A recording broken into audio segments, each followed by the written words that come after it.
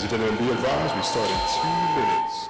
Be advised, we start in 2 minutes. Please find your seats, grab your food, grab your drinks. 2 minutes, we will begin.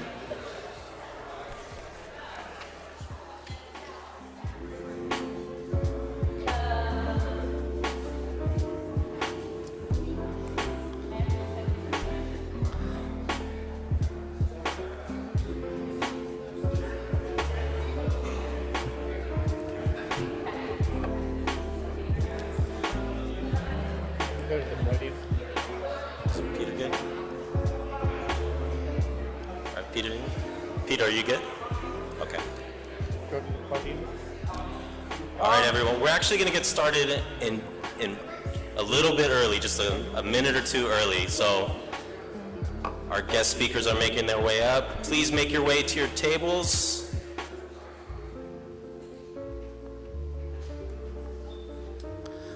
All right, everyone. Here we go. Good afternoon. Welcome everyone to our 5,480th meeting of the Oakland Rotary Club. I'm Tom Limon, president of our club. We were founded in 1908, and we're the third oldest Rotary Club in the world, with more than 36,000 Rotary clubs in over 200 countries worldwide. Our club represents a diverse membership of 300 business professional and community leaders united to serve our local and international communities through a commitment to service above self. So if we could pull up the Rotary vision statement, if you guys could help me with this, I'd appreciate it. Okay, and it goes something like this. Together, if you could help me, together we see a world where people unite and take action to create lasting change across the globe, in our communities, and in ourselves. Thank you. I'd like to welcome our friends on Zoom. Hey, hello friends on Zoom. All right, is that just Anna Marie? All right, Ms. Anna Marie Jones, good to see you. All right, Ed Jellin, do we have any visiting Rotarians? I think we do. President Tom, we do have some visiting Rotarians, some very important visiting Rotarians, which it is my pleasure to introduce. First of all, we have our district governor-elect from the Rotary Club of Livermore Valley. Please welcome District Governor-elect Jill Durig. All right. And I am not done in introductions of royalty.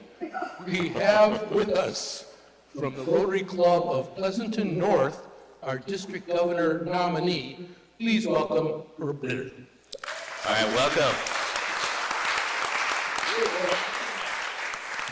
And did I miss any visiting Rotarians? I guess that's it. Thank you, President Tom. All right, thank you, Ed.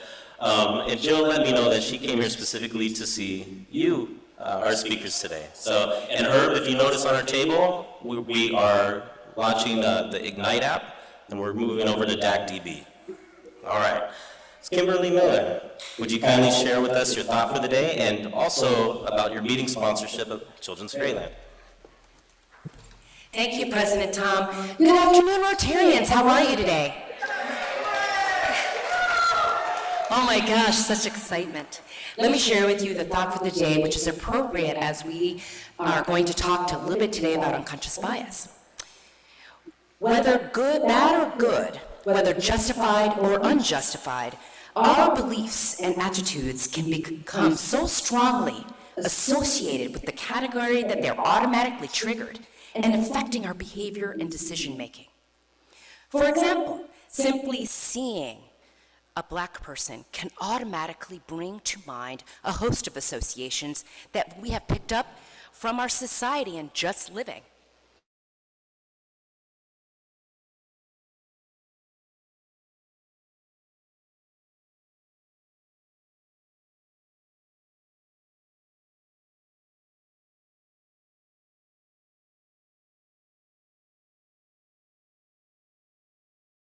It can happen unconsciously, it can happen effortlessly, and it can happen in a matter of milliseconds.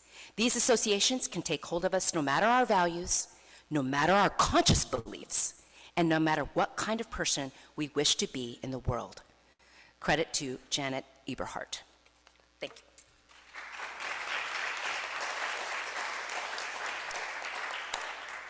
Now, Children's Fairyland is your official sponsor for today. Spring has... Thank you. Spring has sprung, and it's gala time, as you know, because Rotary just had a wonderful gala. And after such a wonderful gala, I think it's time to turn your attention to another wonderful gala. Fairyland, Once Upon a Time. Next slide, please. Oh, thank you. That's great, Peter. What are the benefits, you say, to coming to the Fairyland Gala besides a spirited, engaging, magical time? It is in-person connections. We do not overprogram so that you can connect with people at the party.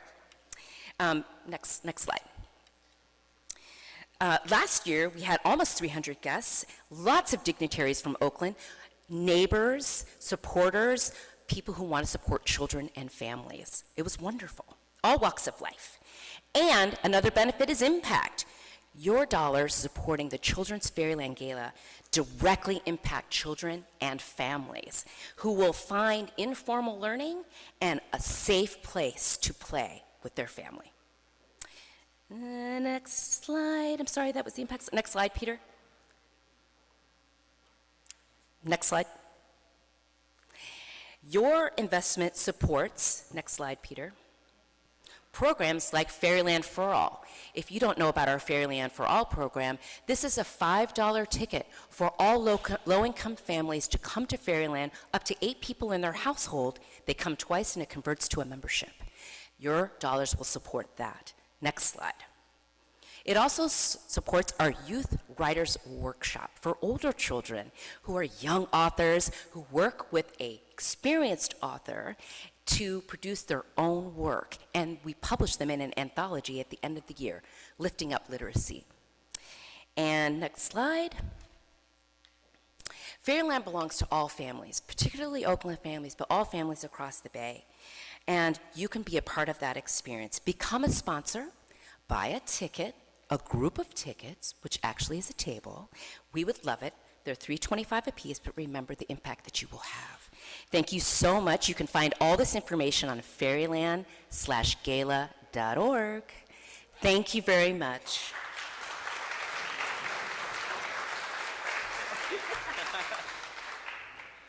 And there are some collateral materials on your tables, I believe, so please support our wonderful Oakland treasure, Fairyland. You know, it was very rude of me. I forgot to introduce our guests. So if you brought a guest and if you could introduce them, please stand up and introduce yourself first.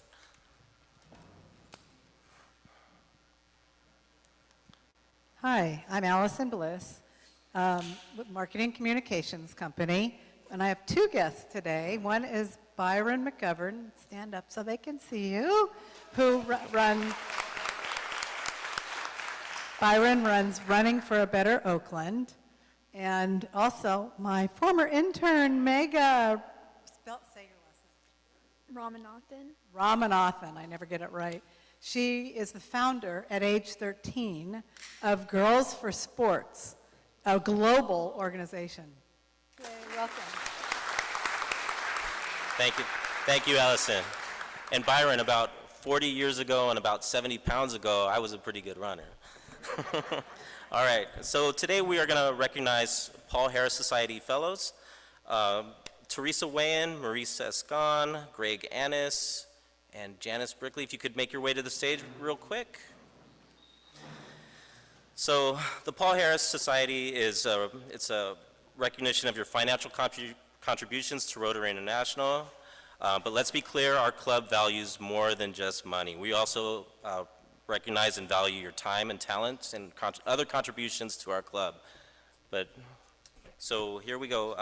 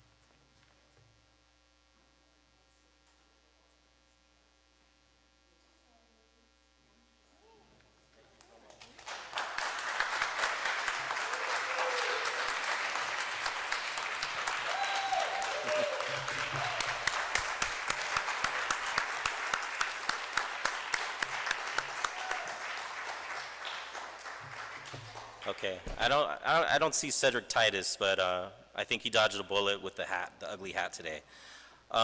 Greg Annis, can you come back up? It's been something important to me to support our local small business community, and Greg Annis is generously donating something, and he would like to share something about the Montclair Restaurant Walk, when there's some information on your tables about that. So just, what is it? Do you want, I can do it. Okay, so the Montclair Restaurant Walk, it's occurring Tuesday from, I believe, 5:30 to 8, or 5 to 8. And so there are over 20 restaurants and other establishments participating.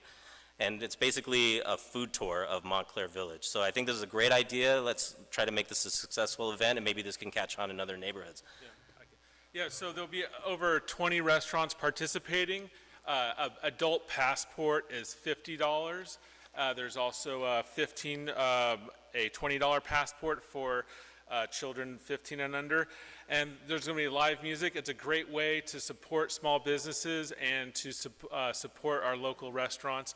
It's happening April 23rd from 5 p.m. to 8 p.m. in Montclair Village.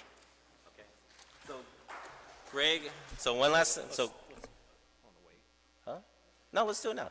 All right, so Greg has generously donated 2 tickets to this event, and this will go to the first bell ringer. So raise your hand if you want it. I see, can you tell me your name? Angela Darby. Angela Darby, congratulations. Thank you, Greg. Thank you, Greg. All right. Okay, Ken Benson, would you please join us on stage? Ken has been leading our Community Service Committee chair, along with Allison Bliss as co-chairs. And he has been an active member of the Oakland community on various nonprofit boards and other organizations, but he is leaving us for Vegas. So Ken wanted to say goodbye to the club. And there's no truth, it's because the athletics are following me, I promise. First of all, thank you, fellow Rotarians. The last 10 plus years have been a blur, but it's been a wonderful blur. Being a member of this organization and getting to know many of you and working on committees and some gala fundraising efforts and the things that we've done has meant a lot to me. Christine asked me when I showed up today, Ken, have you already talked to him in Vegas? And yeah, I've visited with all 3. And I'm not a morning person, and I have other things I like to do at night. No, I'm not a gambler. So there is a luncheon group in Vegas that I'm talking with, maybe hooking up there when I get there. But you know what? It won't be Oakland Rotary Club number 3, and it won't be you all. You're always going to be a special place in my heart, and I've always loved what we have been able to do for this community. Please keep giving, and give early, and give often. Thank you. We'll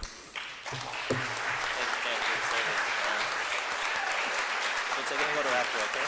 Yeah, thank you. Oh, you getting a standing ovation? All right. Thank you all. Thank you.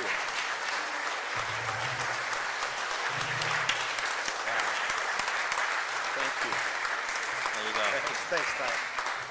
All right, I see a few bell ringers. I'll start with CJ Hirschfield, Alex Polson, Christine Watson. Thank you very much. Oh, and Seth Butner.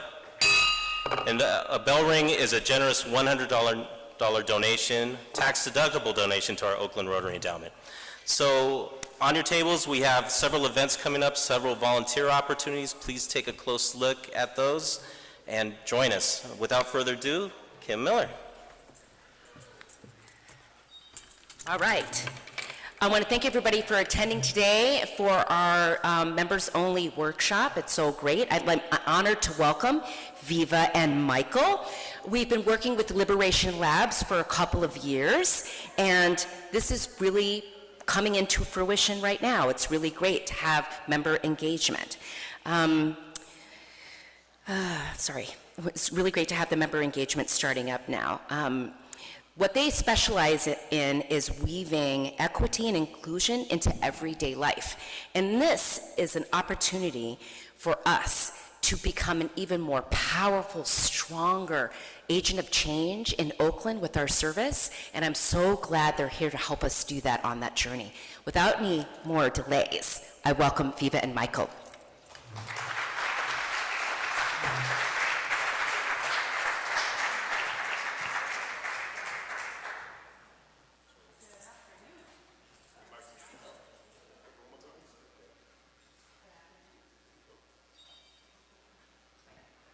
Hello.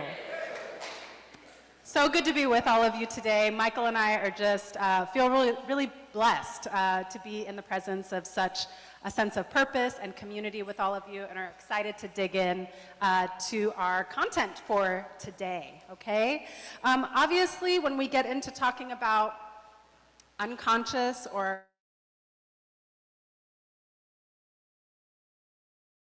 5 minutes with you all. So we are just going to be scratching the surface of this topic. We encourage you to take notes, and we absolutely encourage you to connect with one another with the topics that we're going to surface here today, okay? As we dig in, we just want to get started with some workshop agreements. We think of this time together as a workshop. You all will be having the opportunity to connect with one another, and we just want to set the stage for what that's going to look like in terms of the communication or the connection points you have at your tables, okay? So first off, we have lean into courage. We want to invite all of you to lean into courage as we dig into our discussion.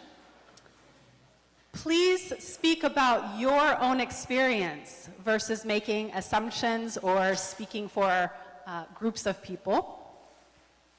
We invite you to step slightly outside of your comfort zone today, and that will look different for everyone, so be sure to take care of yourself while doing that. And lastly, we have what is learned here leaves here, what is said here stays here, right? And this is just our commitment to confidentiality for anything personal that somebody might share at your table discussions. Okay? And with that, I'm going to turn it over to Michael. So I want to begin by looking inward. We bring all of our identities, past experiences, knowledge to every situation, project, or interaction we have. And in order to collaborate and lead effectively within Rotary, we always need to ground ourselves in what we personally bring. And so I want to start off with a reflection today around what we personally bring. Here's the question on the screen: what are the identities that may shape my experience in the world? I just want to give you a moment to consider that for yourself.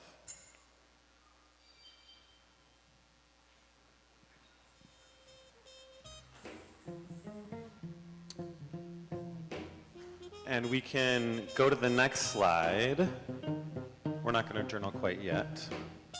To just advance your thinking a little bit, this is a sampling of identities or elements of identity. We see on the screen, just in case you can't read it, gender, religion, race, ethnicity, nationality, country of origin, ability, citizenship status, age, sexual orientation, first language spoken, and socioeconomic status.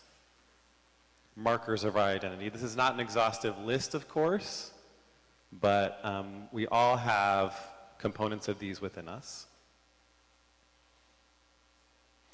And we wanted to talk about identity today because for those of us in dominant groups, it is often overlooked in our society, right?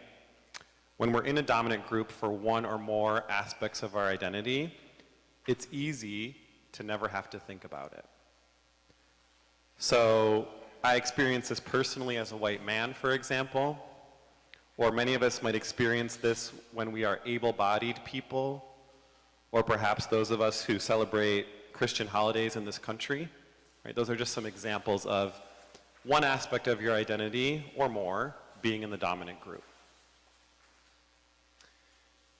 So we're here today to talk about bias, and bias fuels our behavior, or when bias fuels our behavior, we can cause unintended harm. That's why we're here today. We're going to demonstrate some examples of that later in this session. And ignoring identity can make you miss a big part of how interpersonal and social interactions work. But when you take time to understand your own identities, you can better understand your own biases and how those might interact in your social interactions. So through that, you can disrupt bias so that it doesn't get in the way of the mission. And in Rotary's case, that mission is to advance understanding, goodwill, and peace.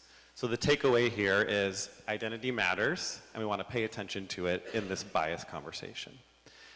This is just scratching the surface. There's so much you can learn about identity, and I encourage you to do so, especially about your own and how it impacts your bias. But because we have a short time today, we're going to move on, and I'm going to pass it to Viva to talk about what bias is. I like your bracelets, Michael. Everyone check out Michael's bracelets if you have not yet. They're very cool. How many people have done some thinking around bias or unconscious bias before? And it's okay if not, but just by a show of hands. Okay, so we have some degree of comfort or familiarity with this idea or with this term. We sent an email your way that you may or may not have gotten a chance to check out. I see some people nodding. There was a video that you may have had a chance to watch or listen to, the NPR article. Even watching that, or even me saying the word bias as we got started, you may have had some sort of immediate sort of reflection, maybe even feeling a little tense or on the edge of your seat, right? It can surface a lot of emotion and past experiences when we bring up this word. But let's strip it all back, or strip it down, and really get to what are we talking about? What is the science behind bias, right? And in that article, just to give a little bit of a reminder, a refresher, Pragya Agarwal, who is the person who was being interviewed, shared with everyone, and we can go to the slide there that has the definition of bias. The human brain is amazing, right? It's a sponge. So we can process and absorb up to 11 million bits of information every second, right? And what they discussed on that video is that just like a sponge, the brain can be very leaky, right? We can't possibly be conscious of all of the bits of information that are coming our way. In fact, we can only actually take in or make conscious about 40 to 50 bits of information. So on the one hand, you have 11 million bits, right? And on the other hand, you have only 40 to 50 that are actually ones that you can be conscious of, right? And how did that come about, right? Or let me back up a second and say, what tends to happen is that our brain starts to create all of these shortcuts, right? Cognitive shortcuts for ways to think about things, ways to make decisions, right? And it's a way to kind of navigate or cope with all the information that's coming at us. All right, are you all still with me so far? Okay, good. All right, so what we're talking about here, these shortcuts are really what is referred to as implicit or unconscious bias, right? So to get, without going into a big history lesson here, our brains were conditioned, right, as human beings, way back in ancient times, to make these decisions to keep us out of harm's way, right? To keep us safe from danger. Understanding, wait a minute, that's an animal in front of me that is not an animal that I am, familiar with, or this is a flower that I don't know where it comes from, so I'm not going to pick it or go near it, right? Those types of life and death decisions. That's how our brain kind of became conditioned in this way. But alas, we are no longer in those times, right? So we need to understand the way that our brains are working so that we can surface these bias, right? So the main thing that we want you all to get from this section here is that bias is human. It is perfectly human to have unconscious biases. Unconscious biases are not biases are not the issue, right? It's that when they're unconscious and not surfaced, then we can't do anything about them, right? So what we want to really learn to do is to surface that bias so we can mitigate it, right? Mitigate those biases and therefore build closer connections with one another, right? And not have unintentional harm. Okay, so we are gonna do a little exercise here. We're gonna go through a couple of slides. We're going to put a slide up on the board, and if you have a pen next to you, I'm gonna ask you to grab that pen and just jot down the very first thing that comes to mind, right? Michael is modeling our pen and pad here. So we're gonna go through this. Just write down the very first thing that comes to mind. Let me share with you. You will not need to share your notes with anyone here. This is just for you, okay? So this is the first one we're gonna go through. A person sleeping on the freeway off-ramp. A person sleeping on the freeway off-ramp. Just write down the first couple of words that come to mind.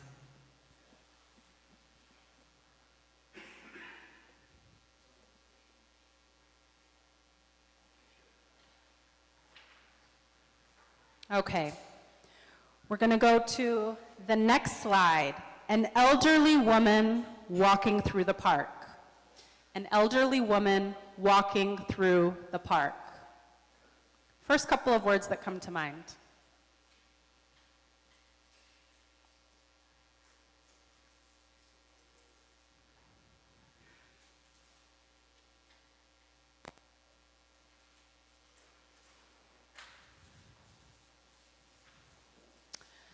The next one, a recently hired employee who is a native of Cambodia. A recently hired employee who is a native of Cambodia.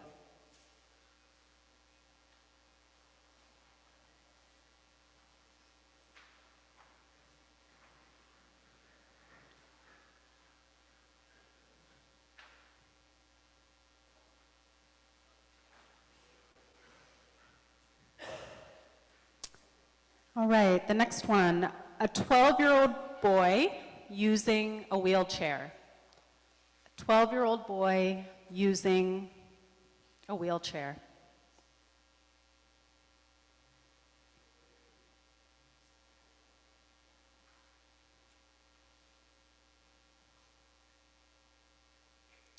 Okay. A new coworker arrives with a strong accent. A new coworker arrives with a strong accent.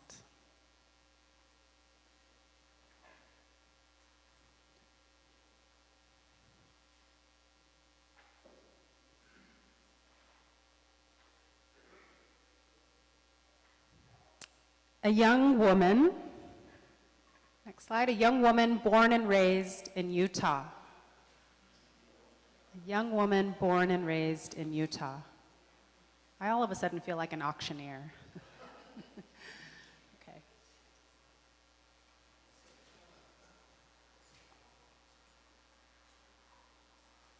And the last slide. A group of black teenagers wearing hoodies. A group of black teenagers wearing hoodies.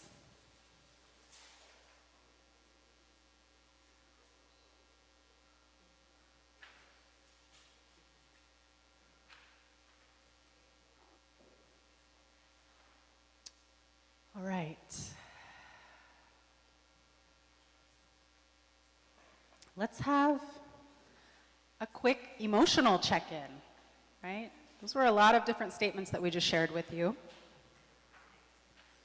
Just curious how you're feeling right now, how you're feeling. How you're feeling. Maybe a couple people can share. Curious. Can you say more? Curious about the... I'm curious about what other people answer to this. I'm curious about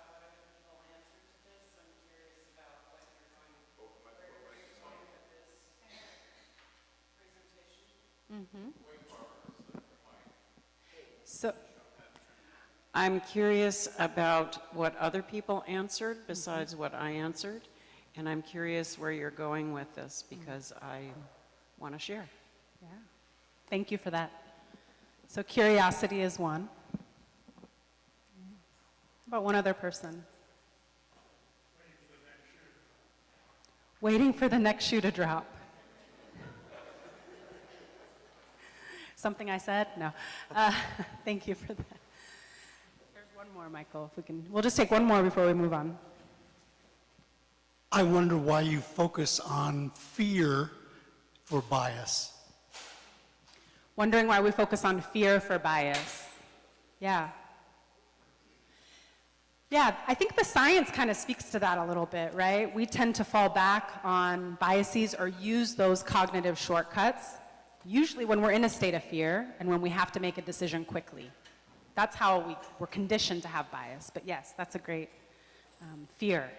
And it might not only be fear, it could also be stress Yes. or fatigue or not having your needs met. Yes. Right? Absolutely, yeah. Sometimes when there are other deficits, right, that we're experiencing. So, sorry? Yeah, past experiences might condition us to have bias, right? We'll talk more about that when we talk about the types of bias, though, that we tend to lean on, for sure. So there are a couple of things that we want to note here, right? First off, why did we share the science with you? And why, speaking of the curiosity piece, why did we have you do this exercise, right? So a couple of notes. Emotions and tapping into our emotions can be a really helpful and important tool when surfacing our bias, right? Our emotions oftentimes drive us. They can drive our decision making. And when we take time to understand them and where they're coming from, they can help us to kind of peel back and make different decisions if and when needed, right? So feeling our feelings, understanding our emotions, but not getting stuck in that place, right? Understanding them to make better decisions. I'm going to turn it over to Michael now. All right, so let's talk about types of bias.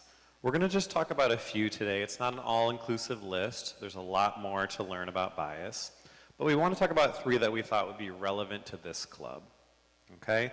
And they all have names, and you're going to get quizzed at the end. Just kidding. So let's start with, okay, here they are. Affinity bias. I have to be over here, which is uncomfortable because I would prefer to be out there with you. Okay. Conscious and unconscious tendency to get along easily with others who are like me. You might have felt this somewhere in your life, right? We're drawn to the people who are like us, right? It feels good, okay? Confirmation bias, tendency to interpret or favor information that confirms my existing beliefs or hypotheses. Let me go look for the stuff that tells me I'm thinking the right thing, right? Social comparison. Can I pause us right there? Because that was kind of what I was getting to when Armand was asking the question about our past experience, right? So sometimes we can fall into having a confirmation bias, so we tend to remember the experiences solely that confirm the way that we are kind of falling back on moving forward next, right? Forgetting all the other experiences that we've had that are actually the opposite of that, right? So the last one is social comparison bias, experiencing dislike or competitiveness with someone that is seen as physically or mentally better than me. Okay? So these are kind of like research in the psychology world. There's a list of other ones too, but these are 3 we'll just focus on today, hopefully to tap into your curiosity. Maybe you'll learn a little bit more about the other ones at another time. So what's the impact of unchecked bias? We can treat others unfairly. We can say or do things that unintentionally harm people. We can break trust. We can limit what's possible within relationships or collaboration. And we can make environments that are not safe for people outside of the dominant groups, right? These are all the reasons why this stuff is important for the Rotary Club, for any team of people working together, for any organization, right? Those are not the environments we want to create. And if we do nothing, that is what we will create. right? Because if we do nothing, our biases just control us, right? Or control the environment.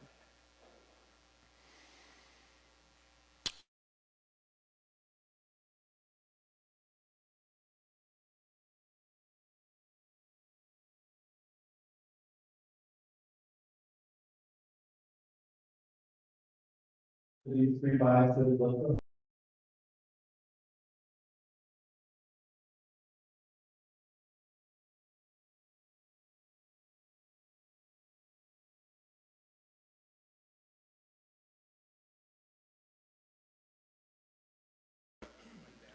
One moment, something went wrong. There we go. You may not be able to read this, but I can almost read it. Of all the candidates I spoke to today, I think I'm going to hire Steve. He has a lot of potential. In fact, he sort of reminds me of myself when I was his age. So imagine this is a thought that pops into your head. Which kind of bias might this be?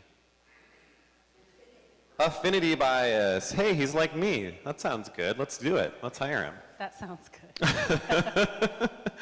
Okay, next slide, please. Great, let's go to the next thought, the next potential thought on the next slide. I believe that older committee chairs are better communicators than younger ones, and I can name a few examples within the club where that's true. I don't pay as much attention to younger committee chairs, and I don't expect them to perform well. Just imagine that thought pops into your mind. You don't say it out loud, but it's a thought you're having. Yeah, I'm not saying you have to say this out loud, but it pops in there, right? What is this?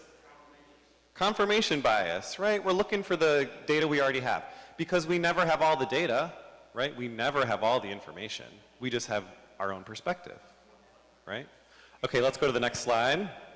That was confirmation bias. Check. Next thought. I can't stand Randall. It's obvious my supervisor prefers him over me, and I feel like Randall is so smug about it. That thought pops into your mind? Social comparison. All right. So just a few examples, right? And these are literally thoughts that pop into your mind. And then the next step is, how do they turn into action, right? How do they turn into the decisions that you make, the interactions that you have, what you choose to say or not say, right? That's the next step. So we're going to move into a journaling moment, which is why we have these lovely pads of paper on your table. We have a slide for this. I want you to find an example of one of these biases showing up within yourself in a Rotary context. And Kim, this is a good time. No, wait, just kidding. That's later. Okay, jot down some notes about what happened and what you learned from it. Again, this is private. You don't have to share with anybody. It's just for you. And as a reminder, we're talking about affinity bias, confirmation bias, and social comparison. And So, sorry, go ahead. go ahead. I was just going to say, and remembering that everybody has biases, right? So we want to normalize that. That's part of being human. You are not alone. Yes. We're going to do this for 4 minutes, and we're going to play some music and just give you a chance to think and journal.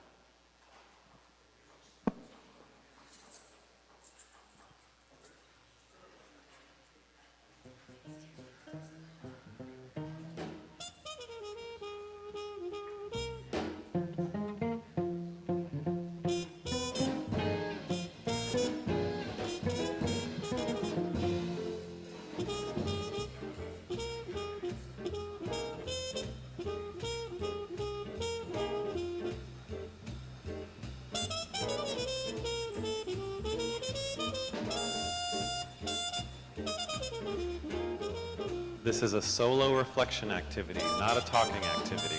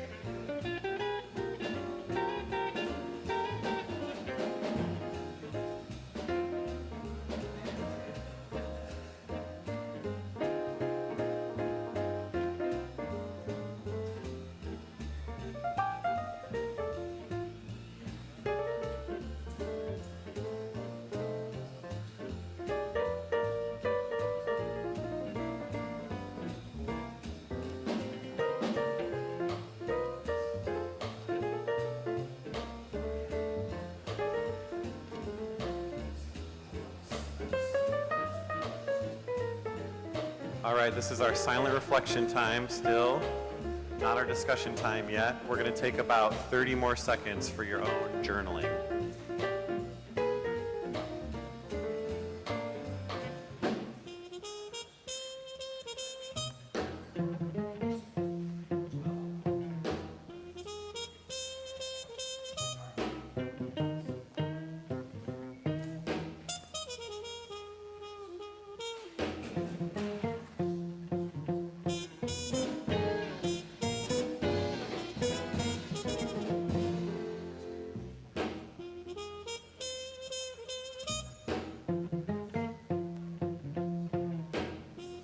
All right, we're going to wrap up your thoughts here about these 3 biases, and maybe we can put this slide back on the screen. You can go ahead and bring down that music. Thank you.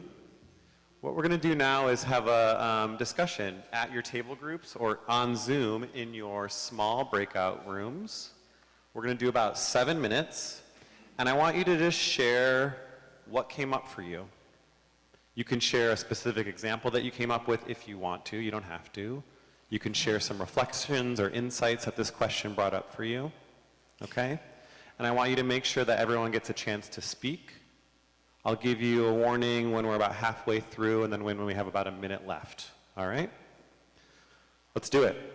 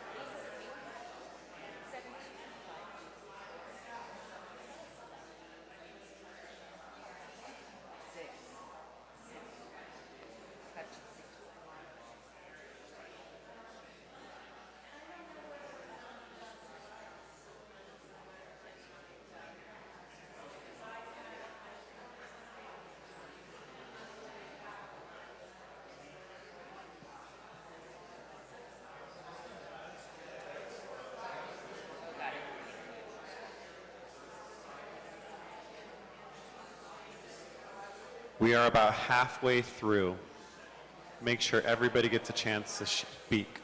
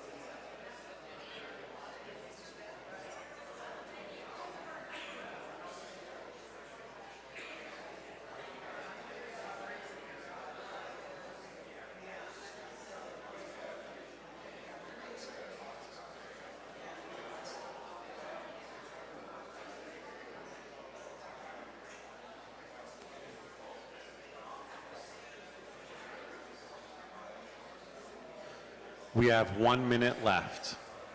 1 minute left.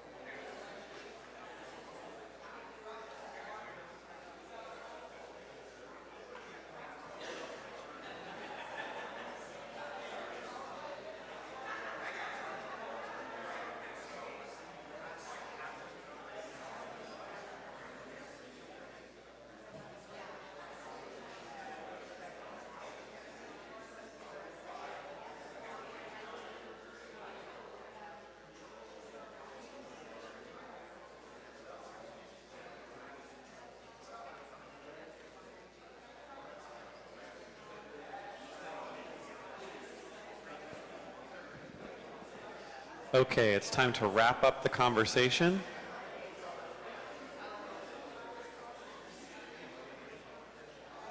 Time to wrap up the conversation. Bring it all together, coming all back together now. Breakout rooms are closed, right? Yep, everyone's back on Zoom. All right. I need a bell or a whistle or a drum.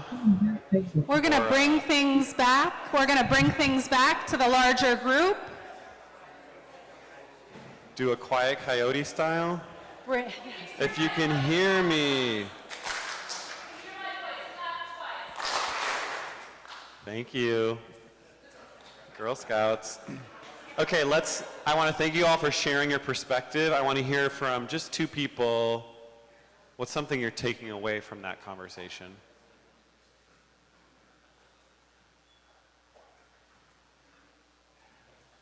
Just a little tidbit you're taking away? Okay, a little tidbit, short. When I was in Mexico on an HPV exploratory trip, I was riding with a Rotarian who drove really, really fast. And the other woman in the car drives really, really slow. And at one point, there was a decision about who was going to drive back, and I chose to drive because I knew that I would get there instead of going 20 miles an hour over these craters that were gigantic potholes. So that was an affinity bias. Thank you. One other takeaway, quick takeaway from that conversation.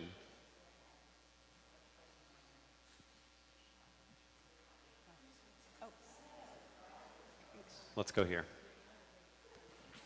So we were talking here how when Eric joined the club, you know, he was looking for other black members, Mary, other Asian, you know, and I'm your average white girl. So it was less of an issue for me, but I had this idea of what I thought Rotary was. So when I came, I was pleasantly surprised at how diverse and then how welcoming everybody was. But it's interesting how you look for someone, like you said, who looks like you. Yeah, we look for someone who looks like us when we walk into any room, right? To try to feel how safe it's going to be, or guess how safe it might be. What's it going to be like in here, right? Are there other people who have a similar experience? This is juicy. We could talk about it all day, but we're not, because we all have other things to go do today. So we're going to give you one final thought on the slide, just to remember about bias. If you could bring up that next slide. There we go. While biases can have unintended results, we are still responsible for the weight of their impact, right? We might have an unintended negative impact on somebody else, even if our intention was positive. And so it's our responsibility to pay attention to that, to notice that, and to work to repair or rebuild or heal. In the interest of time, I see your hand. I'm going to move on to some action.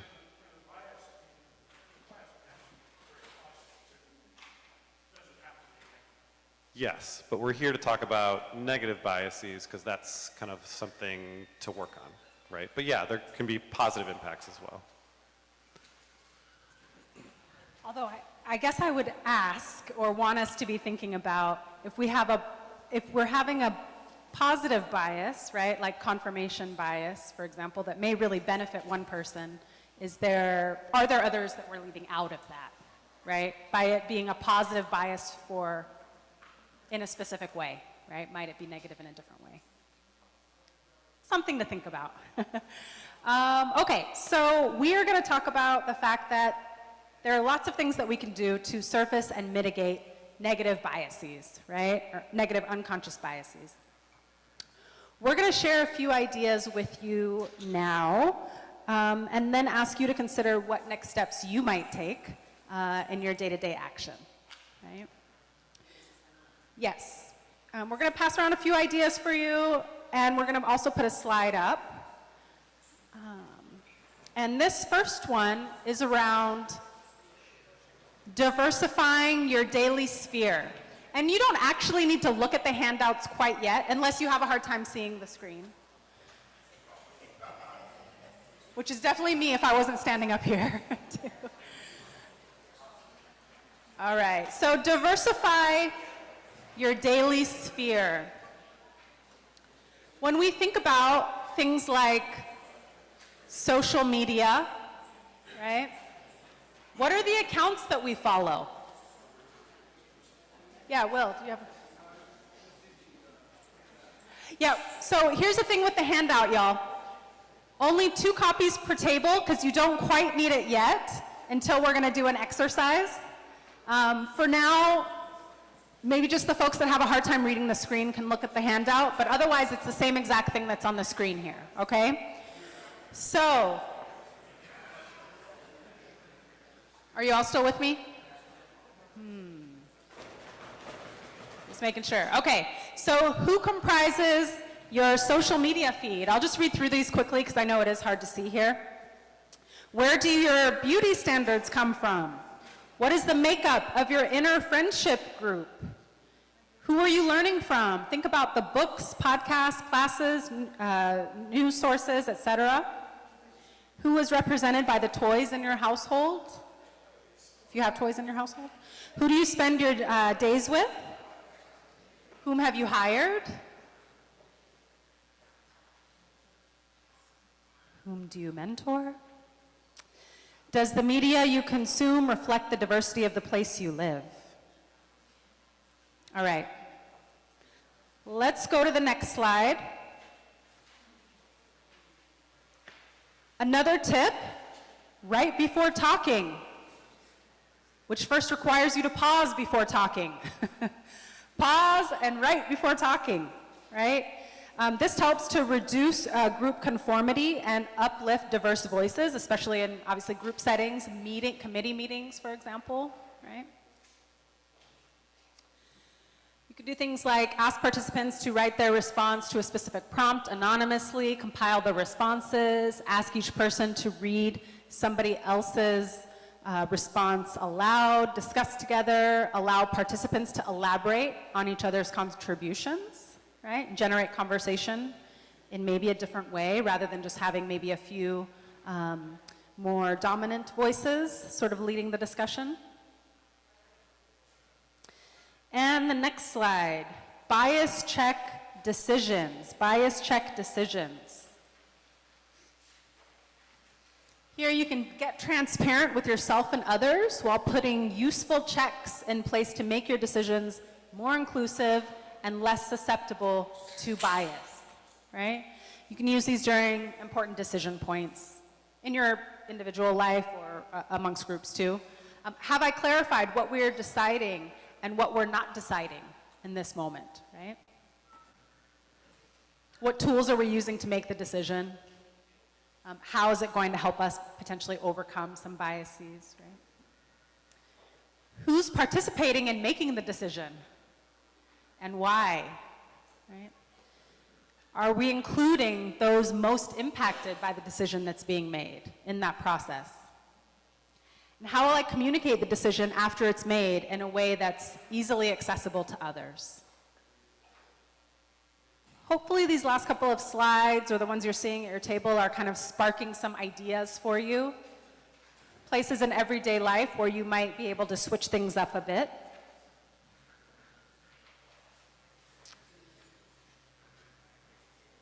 Let me just pause, like what's maybe one reaction to the last couple slides that I just shared? Diversify your daily sphere. Bias check decisions.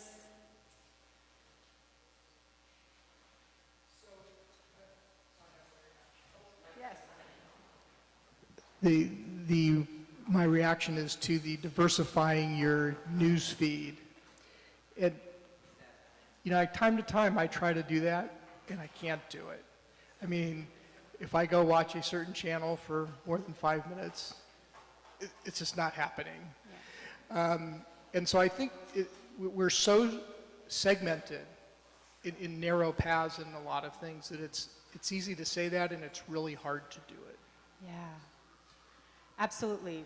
First, I would just applaud you that you're already trying to do that, at least that you're thinking about it. That's steps ahead of a lot of the rest of us. And I would just encourage folks to keep thinking about it, right? Are the voices that you're hearing from people who are look just like you, have the same demographics or identities that you do, right? So it's just a constant process. With that, just for the sake of time, I'm going to keep us moving here, and you're going to have just a couple of minutes at your table to think about the one thing that you'd like to work on as you leave here today, the one thing that you'd like to work on or continue thinking about when it comes to mitigating bias.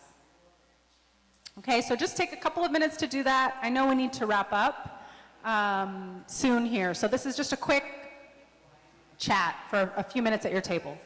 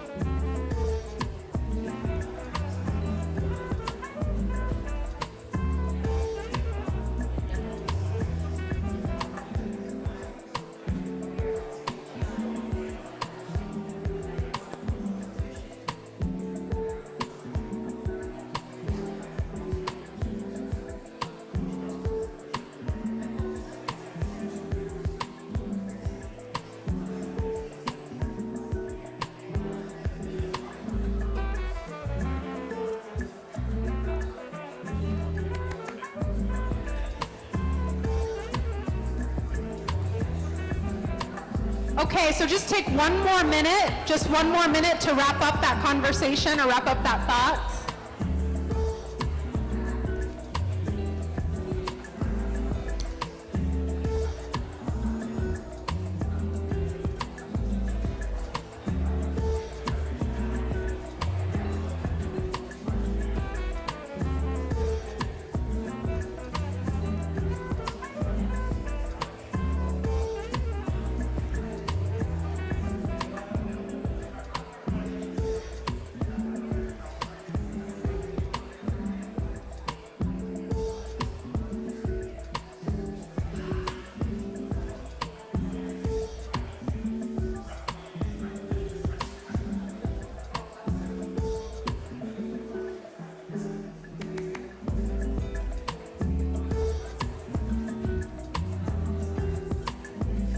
Okay, go ahead and start to wrap up. Wrap up, wrap up. Oh, thank you.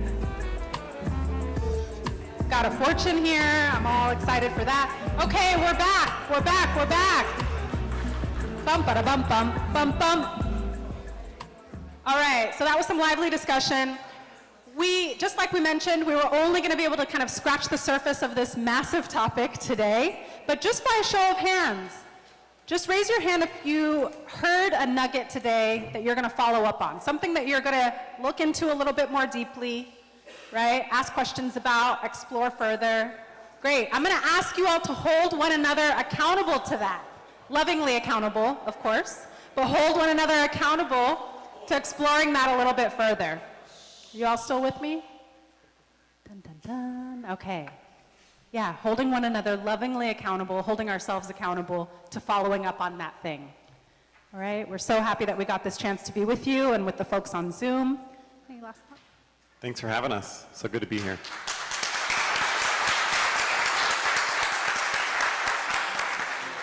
So thank you, Michael and Viva. And Kim, so thank you very much. Also, Seth Butner for introducing this whole DEI initiative to our club. If you served on the DEI committee, if you could just stand up, I just want to acknowledge you all.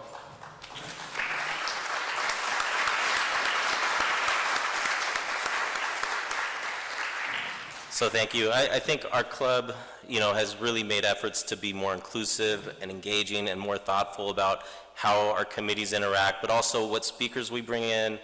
And I just appreciate all of you for being here today. And sometimes this can be challenging and even divisive, but that's not our intention at all. It's really to make our club just better. So thank you, Michael and Viva. It's customary for our club to give a donation in our speaker's name to a cause or charity. And so this year, my area of focus has been around supporting youth and parks and open space in Oakland. So with that, we will be making a donation in your names to the Friends of Joaquin Miller Park, who strive to make the park more beautiful, accessible to the public while reducing the risk of wildfire. So thank you very much for being here today, and thank you for your work over the past couple of years. One thing, Greg Annis forgot to mention that with the Montclair Restaurant Walk, that there's a discount code, or there's a code, and it's oakland-rotary.org, and 25% of each of the tickets sold, the proceeds will go back to our club. So there is a benefit for us, and it's a good thing to support local businesses. Some housekeeping. If you liked your meal, please vote on it at the end. And also, Ken Benson, thank you very much. Chris, thank you again. Christine Watson, thank you. Thank you to Julie Fox for the lunch, and Mary Jiang, thank you very much. And thank you all for participating. And we look forward to supporting our district leadership, and let us know how we can be of service. So with that, we will not be in the ballroom next week. Where will we be? OSA, that's right. And we will have Mario Kyoto, the artist, world-famous artist and sculptor. He will be talking about his sculpture before we begin the tour of OSA. So please arrive early, please register. And also, we will have drinks with the president following the tour. So if you can't make the tour, please make the drinks. And remember, Oakland Rotary is here for you. Thank you very much.